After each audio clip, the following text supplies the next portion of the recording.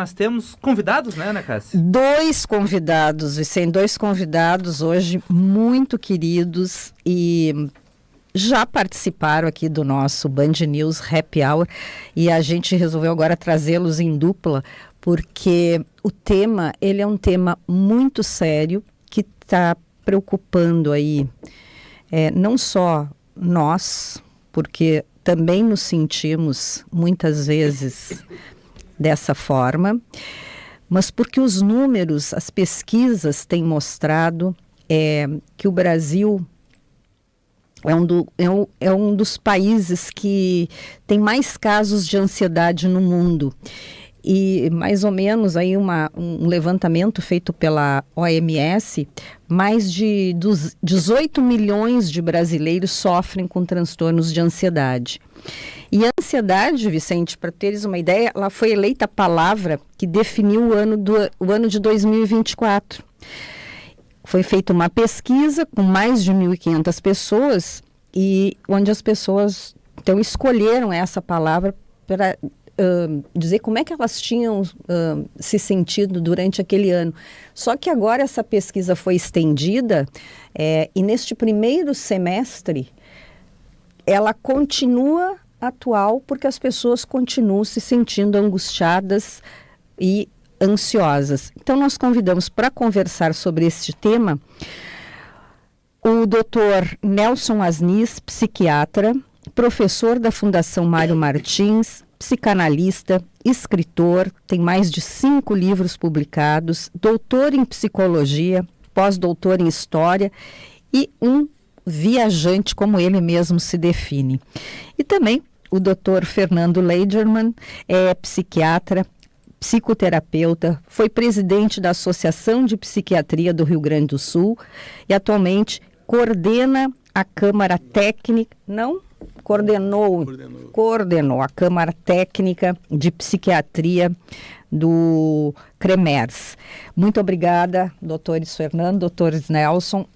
Esses dias, Vicente, eles estiveram juntos numa palestra muito interessante, onde falava-se sobre essa questão da angústia. Eu tive a oportunidade de estar lá e assistir, e aí surgiu a ideia de nós também trazermos para cá, porque nós mesmos temos falado muito. Essa semana passada ainda contamos aqui para os ouvintes agora dessa tendência de muita gente para diminuir a angústia, então voltaram a usar chupeta, adultos usando chupeta, gente fazendo terapia com a IA.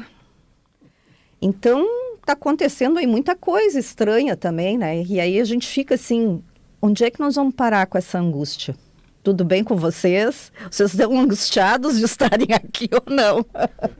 Um pouco. Um pouco? O outro pediu água, 1 litro de água ali, Vicente. Um copo só. Não sabia que os psiquiatras também se angustiavam, viu? Como é que nós vamos entender a angústia dos nossos pacientes se não nos angustiarmos? É verdade, Olha bem só. lembrado, né, doutor? É verdade. Pois é. Até começando pela questão da chupeta que tu trouxe, Ana, até se fala muito que tem adultos com hábitos infantis e crianças com hábitos adultos, né? Por exemplo, tem agora aquela moda da Labubu, aquela boneca que ela é meio que um monstro, que agora tem as bonecas para adultos, que são todas fofinhas, e para as crianças. Essa inversão, ou não sei se é inversão, né, mas essas mudanças de hábitos, e quando a gente começa a debater isso, começar pelo Dr. Nelson Asnis, isso é comum das sociedades, a gente ir mudando os hábitos em alguns momentos mais adultos, alguns momentos mais infantis? Isso é bom, isso é ruim? Eu acho que o que mais realmente está acontecendo são medidas desesperadoras, mais do que mudanças de hábitos, medidas desesperadoras para lidar com isso que vocês falaram, que tem a ver com a angústia. Sabe? Então as pessoas estão recorrendo a diferentes formas, de uma maneira, muitas vezes, como tu comentasse bem, infantilizada, não é? Sempre com o intuito de tentar lidar com o excesso de angústia. Tá? Então isso é o que eu tenho percebido no dia a dia. E é claro que a gente precisa pensar formas mais criativas, digamos, não é verdade? De transformar, então, essa angústia em criatividade, não é? Em arte, em música, em esporte. E aqui a gente está falando, então, de algo muito mais saudável, digamos, do que essas formas, eu diria, quase que bizarras, não é? De tentar lidar com a angústia através de uma chupeta, por exemplo, para adultos, não é verdade? Pois é. Doutor Fernanda, por aí, será? Eu queria saber também qual é a diferença, porque a gente fala, uma hora a gente fala ansiedade, outra hora a gente fala angústia. Qual é a diferença? Não, primeiro é uma questão muito ampla. Eu acho um pouco folclore essas coisas aí que o Vicente mencionou, eu acho que faz parte do folclore, que nem o bebê reborn, que não se fala mais, né? É uma coisa folclórica e passageira, não...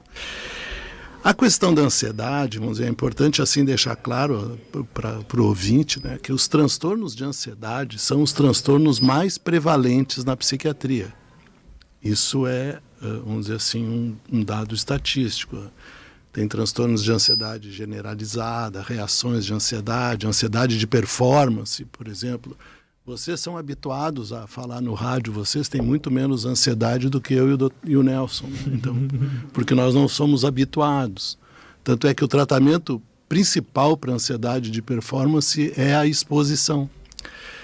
Então, não surpreende, nesses tempos turbulentos que nós estamos vivendo, eu acho que se pudesse ter um marcador da pandemia para cá, que a ansiedade é a palavra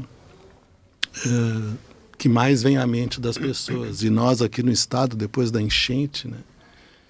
Então, eu não me surpreendo. A estatística, esse número de 18 milhões no Brasil, se o Brasil é o país com mais prevalência, é importante verificar bem a origem dessa pesquisa. Porque pode ter exageros, não é? Pode ter vieses.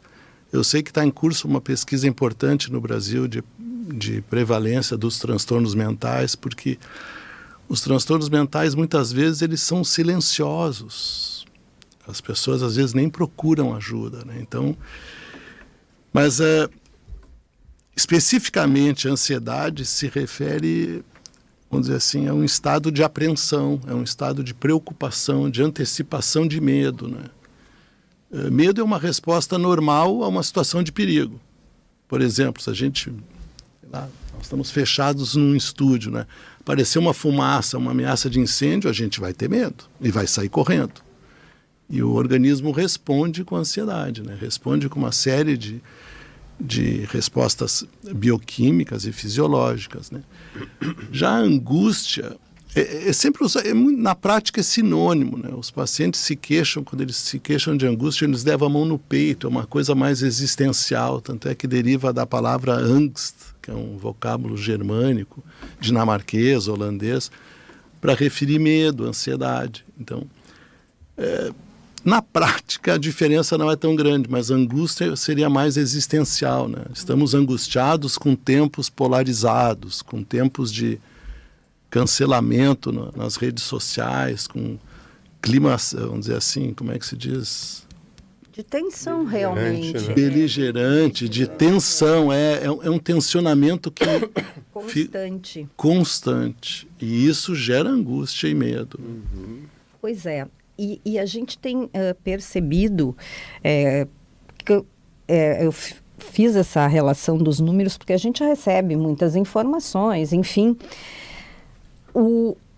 A questão das crianças também, que o Vicente trouxe. Tem aí toda uma questão de adultização das crianças, mas que também os pais provavelmente são um pouco responsáveis porque permitem e compram essas, sei lá, maquiagens e deixam as crianças verem filmes e coisas que não são adequadas. Mas as crianças também, elas estão vivendo segundo relatos de colegas de vocês que trabalham com crianças, também momentos de muita ansiedade. E aí a pergunta é, eles são esponjas, isso é um retrato do que a família também, a nossa família brasileira está passando? Por conta de tudo isso, todas essas situações, porque a inflação continua em alta, a questão da polarização, principalmente nas redes sociais, ou nós mesmos aqui temos hoje que nos cuidar muito no que nós vamos falar, né? Ainda mais num programa ao vivo. Às vezes a gente se olha, o que a gente pode dizer, o que não pode dizer. Então a gente vive num constante, como é que se diz? A gente está sempre... Tensão e monitoramento. É um desgaste. Um desgaste muito grande, Ana, o que dirá para crianças, não é, cuja maturidade cerebral ainda está em formação. Não é? Então, como essa criança absorve, como ela lida com esses estressores externos, não é? Ela muitas vezes não tem os instrumentos psicológicos necessários para lidar com essa sobrecarga de estressores. E aí nós começamos a ver o que o Fernando estava comentando sobre o sintoma. As crianças começam então a fazer sintomas, e sintomas muitas vezes bastante importantes. As crianças já vêm de um período em que elas ficaram, bem dizer, trancafiadas. Então a gente analisa isso a partir de múltiplos fatores que levam então essas crianças a, como os adultos, e ainda mais por não ter esses instrumentos psicológicos mais amadurecidos, essas crianças então começam a apresentar sintomas importantes, não é verdade? E agora, e essa questão também, Vicente, que a gente às vezes tem falado aqui, muitas vezes, e aí agora de novo lembrando das crianças, quando a gente é criança, a gente muitas vezes tem medo do coisas que nós imaginamos. E muitas coisas também, nesses nossos últimos tempos, são muitas imaginárias. A gente não conhece muito esse inimigo. Alguns a gente conhece, outros não. Como se convive com eles, né? Nas sombras. Eu acho muito difícil essas perguntas. Ainda bem que eu me acalmei um pouquinho. Eu tomei um copo d'água e me acalmei. Não, eu acho que são múltiplos aspectos, mas o Nelson mencionou os sintomas das crianças. As crianças elas capturam tudo que está no ambiente. Vocês estavam falando de pets, os cachorros também capturam. Eles capturam o estresse, eles capturam tudo o que está acontecendo. Eu acho que nós temos que mencionar aqui um problema atual que eu acho que desempenha um papel importante, que são as redes sociais. Sim. Esse avanço tecnológico das tecnologias de informação, esse acesso ilimitado das crianças, o Nelson mencionou, eles não têm maturidade para acessar certos conteúdos.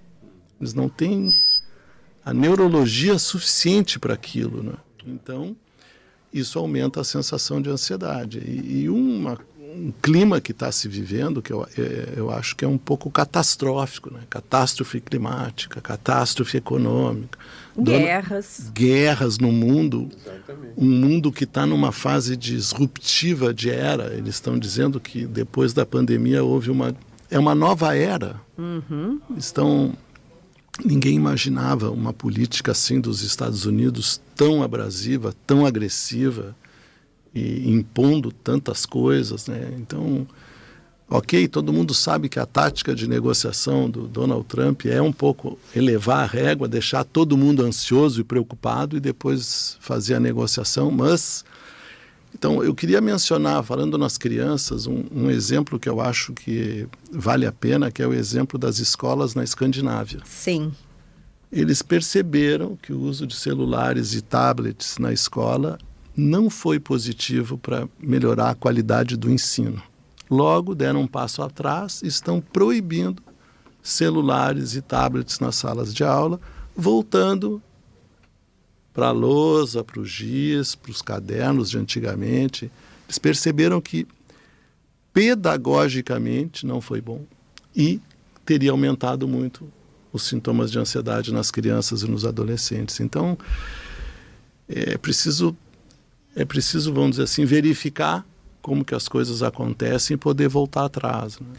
Doutor Fernando, e será que ansiedade, angústia são sentimentos que sempre existiram e hoje a gente está superdimensionando as coisas? Sem dúvida sempre existiu. Imagina, eu dou um seguinte exemplo às vezes para os pacientes. Imagina na época das cavernas, que tu morava numa caverna, lá numa toca, e tinha aquelas feras enormes na saída. Como é que tu te sentia? Então, sempre existiu. Assim como as guerras sempre existiram na história da humanidade. Claro que quando a gente vivencia elas perto da gente, aumenta a nossa angústia, né? Eu acho que sempre existiu. Claro, a nossa amostra, a minha e do Nelson, ela é um pouco enviesada. Os pacientes que nos procuram, eles estão sobrecarregados. Então, a gente tem a tarefa de ajudar a lidar com as ansiedades, com os fatores, porque algumas pessoas superdimensionam a catástrofe, outras negam a catástrofe, outras polarizam a catástrofe. Então, tem essa coisa política, né? Mas eu acho que dá para levantar a hipótese que nós estamos vivendo uma época que tem uma lente de aumento, assim, tá todo mundo, como é que eu vou dizer, voltado para coisas complicadas, né? Você não vê muitas notícias boas, né? Não. Notícia boa também ela não dá like, tá? Então, que é outra isso coisa. Vocês podem nos explicar melhor. Mas é verdade. Infelizmente, muitas vezes tem que se priorizar a audiência, tem que se priorizar o número. Então, tem também essa questão, sabe? Eu acho que tem uma responsabilidade de like. Todos, vai anotar? Vai anotar, claro, vai ser ótimo. Mas tem uma outra questão que eu queria trazer aqui para os senhores. Tem pessoas, né, enfim, onde eu me incluo, que nós temos a oportunidade, eu digo, um privilégio de podermos nos tratar e de podermos, né, trabalhar esta questão. Mas a gente sabe que a grande maioria não tem acesso. E aí, como é que esta sociedade sobrevive sem isso, entendeu? Aí existe a questão do mercado de trabalho, as produtividades que diminuem, as relações no trabalho se tornam também mais tensas, complicadíssimas, e isso tem sido bastante observado. O que se faz com isso, doutor Nelson? Nós precisamos criar espaços de fala que, de alguma forma, facilitem o acesso, né, às pessoas. Então, tu comentasse, não é, da Fundação Universitária Mário Martins, por exemplo. A gente recebe muita gente para atendimento psicoterápico e ficamos muito lisonjeados, assim, porque muitas vezes são pessoas que não teriam condições de fazer um tratamento em consultório particular. Nem por isso essas pessoas, então, ficam sem uma condição de atendimento. E assim como a Mário Martins, existem uma série de outros locais que disponibilizam atendimentos a uma condição acessível. Né? Porque o que acontece? As pessoas precisam, né, Vicente, espaço de fala e escuta. Um dos pontos principais, nós estamos falando de angústia, é justamente esse ensimesmamento. Isso leva a uma intensificação das angústias. As pessoas começam a se fechar e, em consequência, nós temos aí índices de depressão, de ansiedade. Aumento dos casos de suicídio também. Isso é muito preocupante, não é verdade? Então, o que está acontecendo nessa sociedade? Esse ensimesmamento. As pessoas perderam a capacidade e o espaço para dialogar. as pessoas ou não têm esse espaço ou utilizam esse espaço para brigar. Certo? Então esse é o resgate que nós precisamos. O diálogo. Diálogo afetivo. O que é um diálogo afetivo? Eu posso discordar do teu ponto de vista, mas eu não preciso desconstruí-lo. Eu não preciso atacá-lo. Eu vou te ouvir, vou concordar ou não. Tu não precisa virar o meu inimigo por pensar diferente de mim, seja politicamente, profissionalmente. E isso é preocupante. A perda da capacidade de diálogo. E diálogo pressupõe o quê? Respeito. Eu tenho que ter respeito pelo teu ponto de vista. O mais importante não é concordar com esse ponto de vista ou não, ou discordar, mas sim respeitar. E isso a gente tem observado que se perdeu muito. E isso é preocupante. Por que não estamos conversando, doutor Nelson? Doutor Fernando?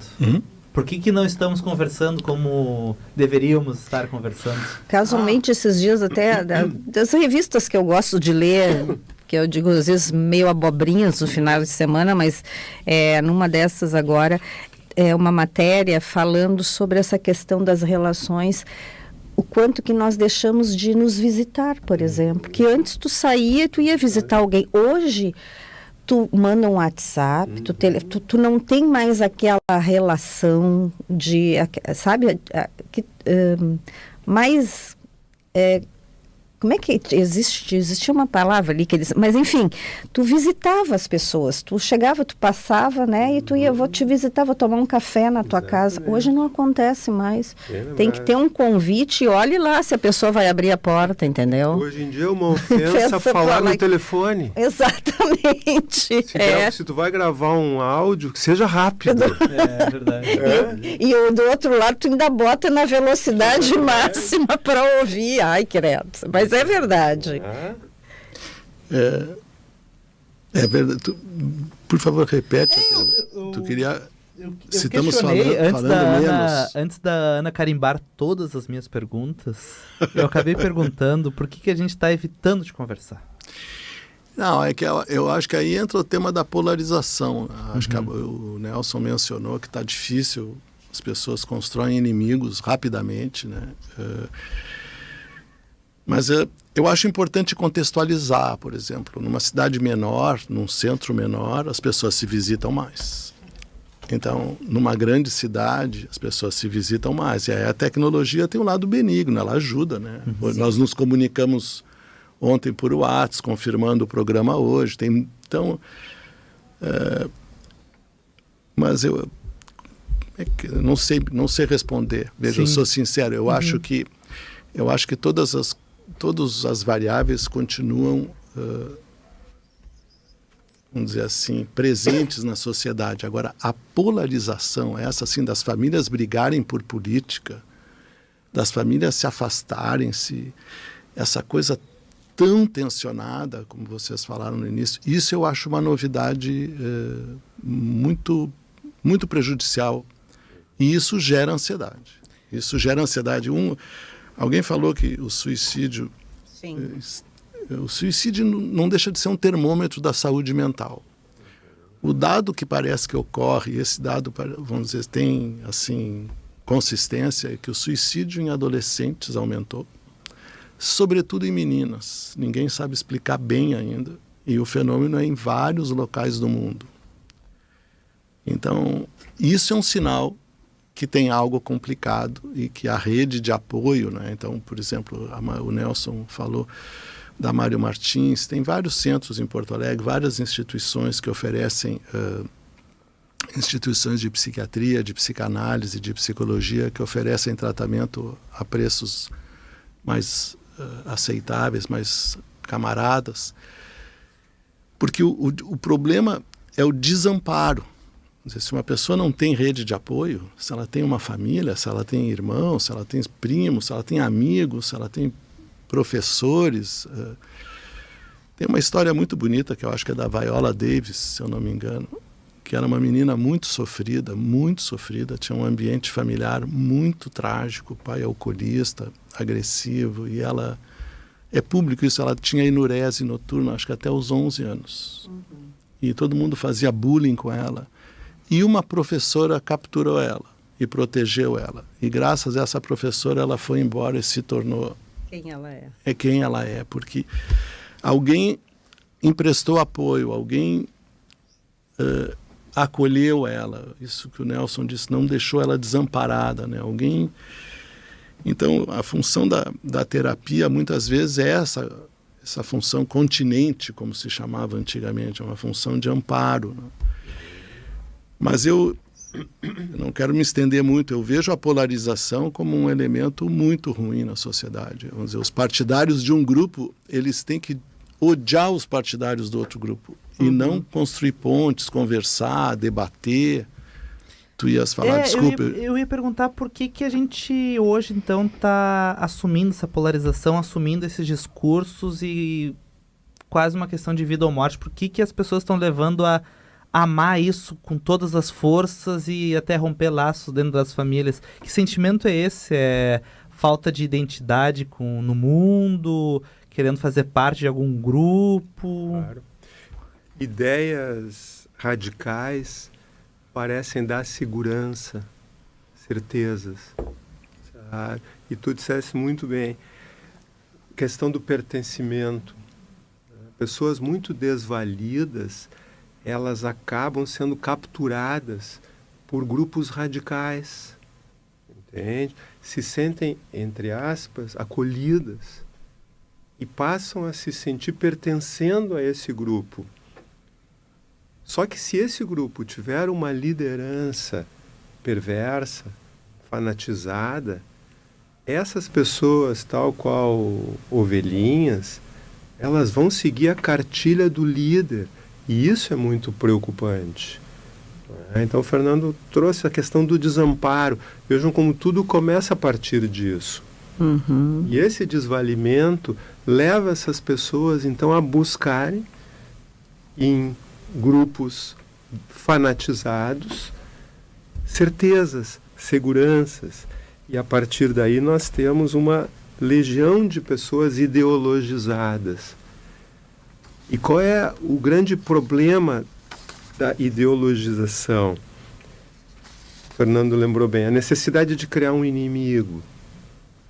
Se tu pensar diferente de mim, tu é meu inimigo. Não é adversário político, tu é meu inimigo mortal. Ou seja, eu não aceito que tu penses diferente de mim. Então há uma estigmatização do outro. E a partir daí, então, nós temos esse tipo de fenômeno que tem a ver com o fanatismo, que leva a uma absoluta impossibilidade do diálogo.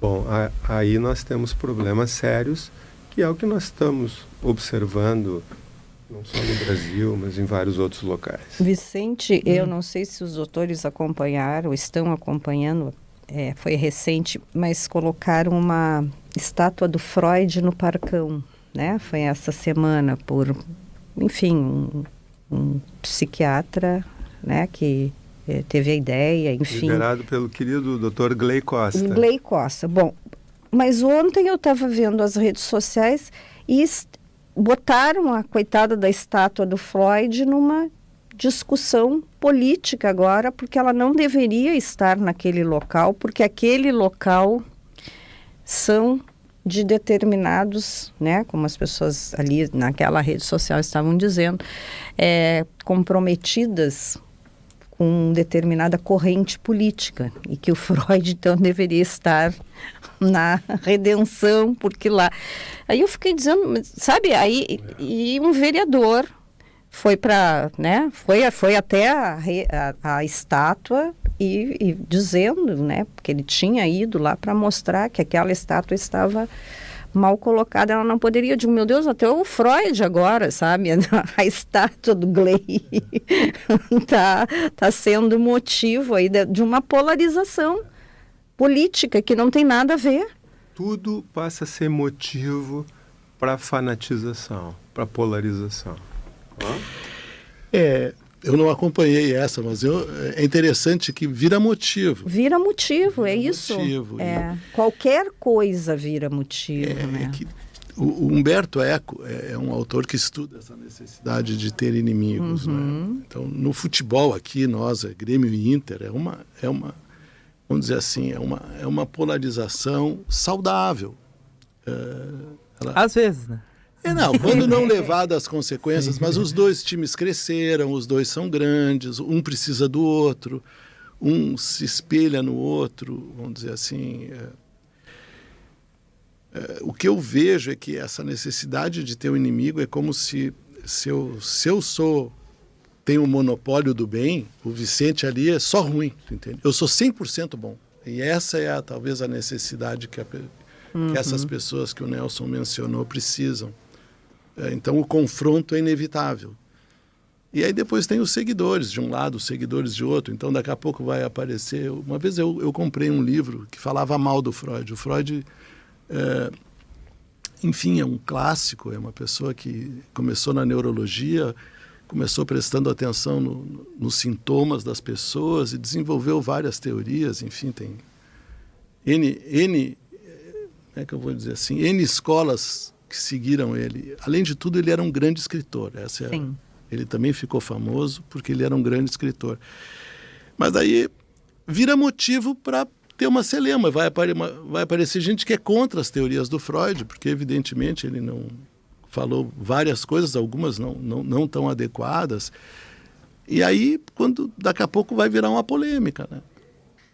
Um vereador foi a favor, fez a estátua, outro vereador vai ser contra, e assim nós vamos ter N motivos. A política é um campo vasto. E é um campo fértil para a polarização. A política é um campo extremamente fértil para a polarização. Se a proposta partiu de um determinado partido, então eu sou contra essa proposta. Exatamente. Porque partiu daquele grupo político. Eu não consigo nem ver se é bom, se o projeto é positivo, enfim, esse é o problema, né? Esse é o grande problema. Se foi uma homenagem muito bonita, como foi, não é, a Freud, isso passa a ser secundário. Eu preciso atacar a iniciativa. Então são tempos tanáticos, são tempos destrutivos. O que me interessa é atacar a iniciativa, porque ela é do meu inimigo. Não interessa mais se a iniciativa é profícua, isso deixa de interessar. Eu tenho que atacar.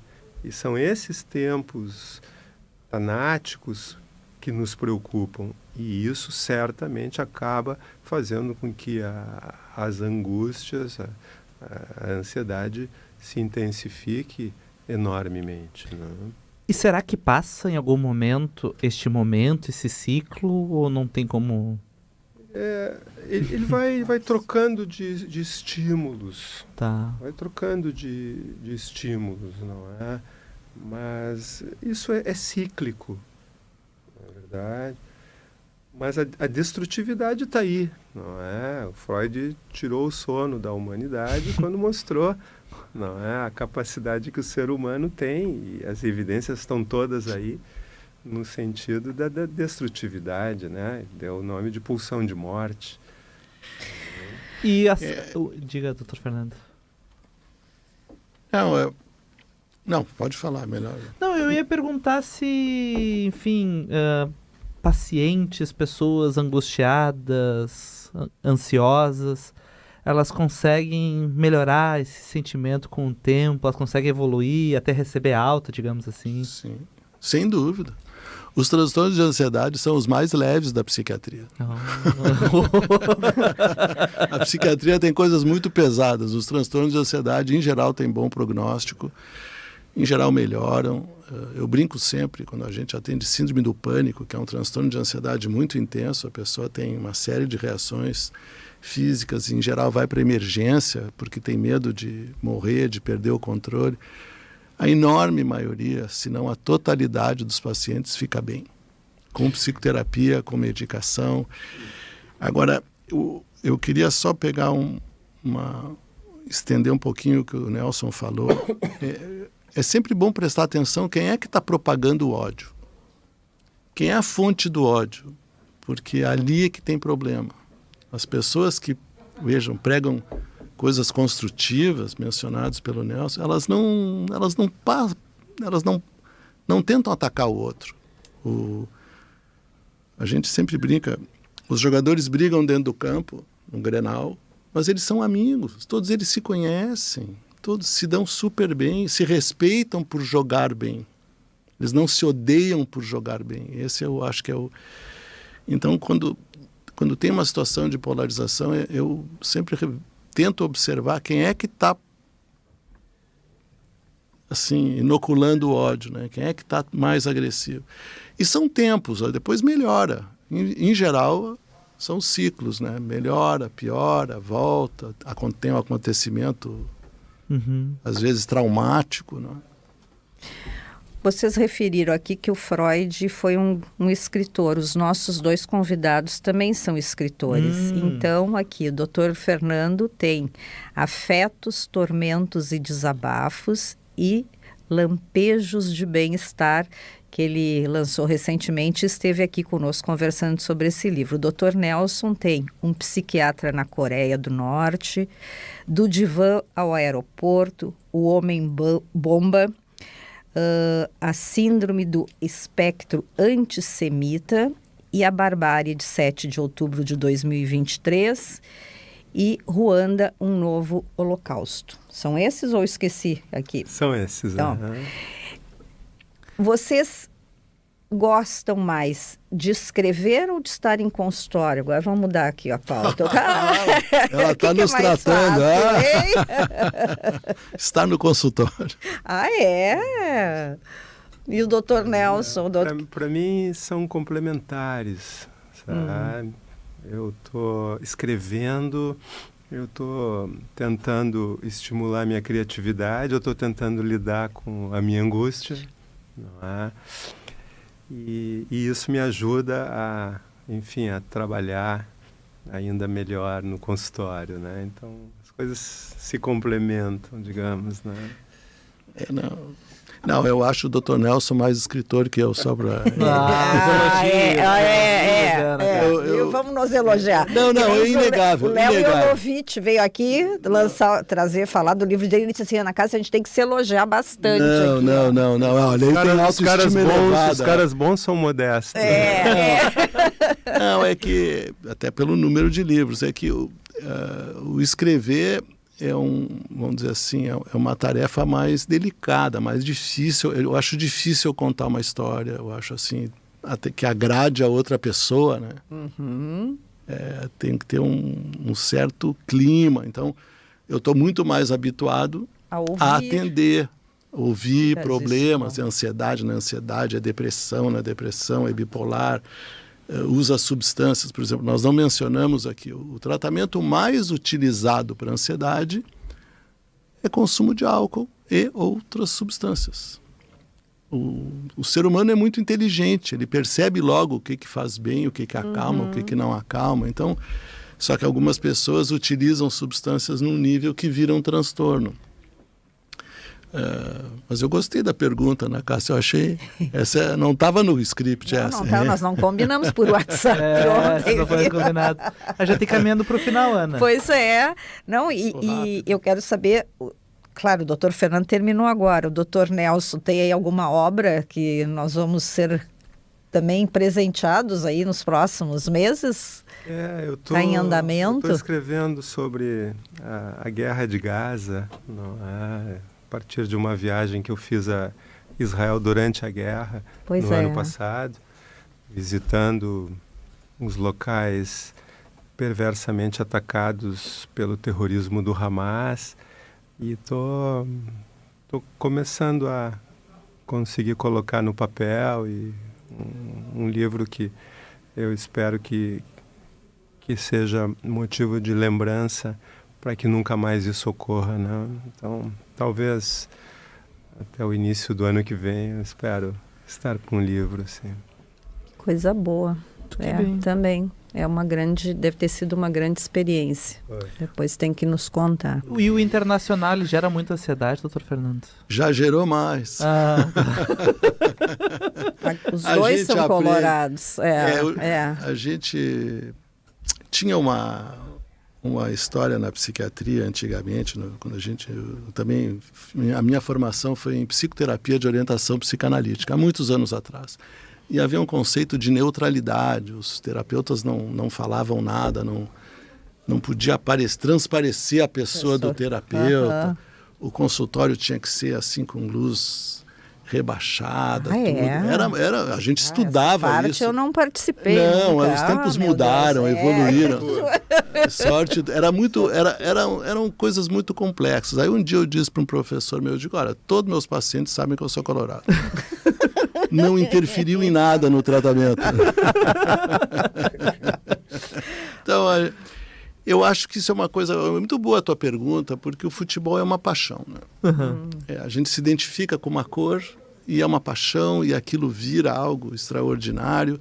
E quem vai a campo assiste pessoas dos mais variados matizes, desde os torcedores fanáticos, pessoas muito intelectuais que no campo se transformam e dizem horrores. O colega do lado pede para a pessoa se acalmar. Então, a paixão deixa a gente assim, transformada. E é legal isso porque o Brasil é um país que ama o futebol.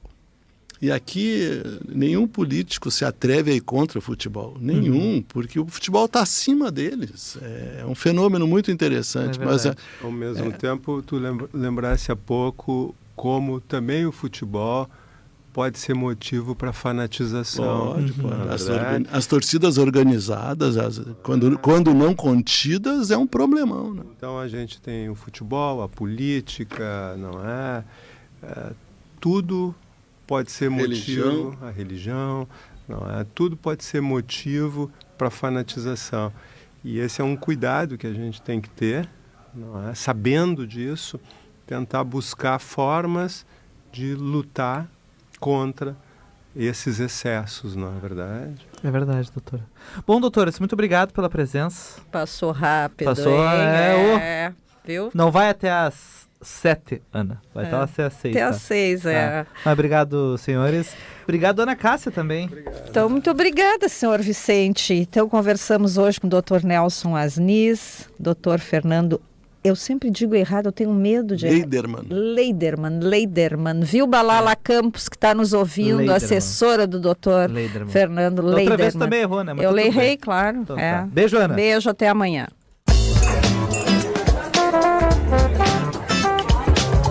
Você ouviu Band News Happy Hour.